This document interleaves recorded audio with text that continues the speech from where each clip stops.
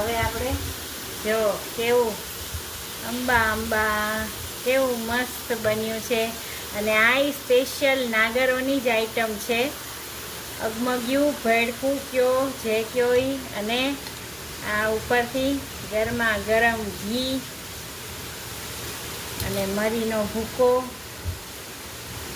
એકદમ મસ્ત લાગે. ચાલો જમવા. આજે આપણે બનાવીએ છીએ અગમગ્યું ભેડકું. તો આ છે ચણાની દાળ મુઠ્ઠી એક, પછી આ છે તુવેરની દાળ, આ મગની લીલી દાળ, અને આ ચોખા છે ભાત. એ બધાને આપણે ગ્રાઇન્ડ કરી નાખશું. ને આ મેં બાજરો છે એનો લોટ લીધો છે, તો આને હું પાવડર બનાવી લઉં. હવે જો આ પાવડર થઈ ગયો, હવે આપણે એને આમાંથી ચાળી લઈશું, એટલે આપણો એકદમ મસ્ત પાવડર થઈ જશે. હવે આ આટલું બચી ગયું, એ તો તમે છે ને ખીચડી કે એવું બનાવો ને તો એમાં એડ કરી દો ને તો થઈ જાય.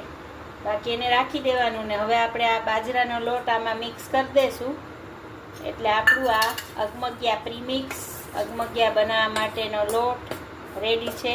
હવે આપણે આમાંથી અગમગ્યું બનાવશું. હવે આપણે જે પ્રીમિક્સ બનાવ્યું એમાંથી એક વાટકો આપણે લઈ લીધું છે, અને આપણે એમાં છે ને અહીંયા જ આ પાણીમાં આપણે એનું બેટર બનાવી લેશું, એટલે આપણે વઘાર કરીએ ને ત્યારે ગાંઠા ન પડે. એટલે તમે નીચે જ કોઈ પણ લોટને પાણીમાં ડાયલ્યુટ કરી લેશો ને એટલે ગાંઠા ન પડે. તેલ થઈ ગયું છે. આ અજમો અને આખા મરચાં અને લસણ, તમારે સ્કીપ કરવું હોય તો કરી શકો લસણ. હવે આપણે પહેલાં પાણી એડ કરી દઈશું, પછી આપણે આ જે લોટ બનાવ્યો છે એ લોટને એડ કરી દઈશું.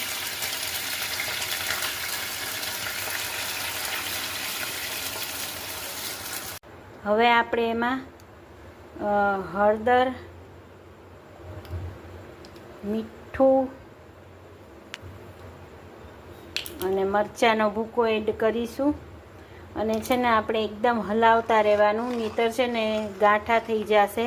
એટલે જ્યાં સુધી થીક ન થાય ને ત્યાં સુધી આપણે એને હલાવ્યા કરશું.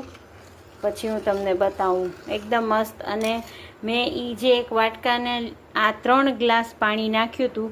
તમારે વધારે ઓછું જોઈ લેવાનું, એ પ્રમાણે પાણી લેવાનું અને પછી આવી રીતે બનાવવાનું. પછી જો થોડું થોડું થીક થવા માંડે ને એટલે છે ને આવી રીતે લોઢી ઉપર રાખી દેવાનું, એટલે છે ને ગાંઠા ન પડે. અને સતત હલાવ્યા કરવાનું. આવી રીતે લોઢી ઉપર રાખી દેશો ને એટલે પ્રોબ્લેમ નહીં આવે. હવે આપણું આ રેડી થઈ ગયું છે, તો સર્વ કરી દઈએ.